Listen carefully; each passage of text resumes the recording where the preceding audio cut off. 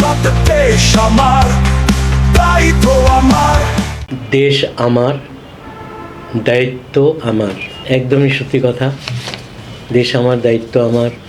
সেটা দেশে থেকেও আমরা দায়িত্ব নিতে পারি বা দেশের বাইরেও পারি। যেটা আমি করছি, দায়িত্বটা নিয়েছি আমি দেশের বাইরে থাকি। দেশে থাকতেও যে সংস্কৃতি, দেশীয় সংস্কৃতি নিয়ে আমি বিশেষভাবে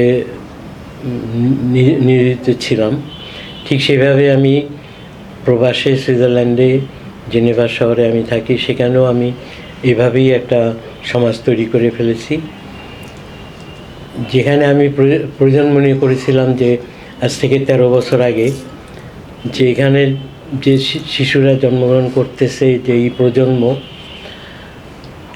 তারা যাতে তাদের শিকড়টা কিছু জানতে পারে, আমার দেশ সম্বন্ধে, আমাদের ভাষা সম্বন্ধে।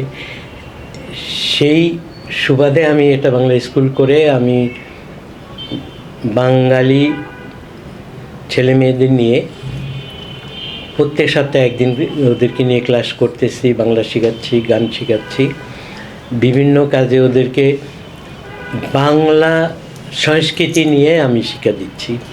তো সেটা আমার দায়িত্ব এবং আমি সেটা দায়িত্ব হিসেবে মনে করে আমি পালন করছি। আমি দেশকে ভালোবাসি, যদিও 50 বছর যাবৎ আমি দেশের বাইরে, আর কখনো দেশকে বলতে পারি না। আমি প্রতি বছর দেশে বেড়াতে আসি এবং শহর ছেড়ে গ্রামে যাই, গ্রামে গিয়ে আমি গ্রামের মানুষদের সঙ্গে মিশে যাই, আমার খুব ভালো লাগে।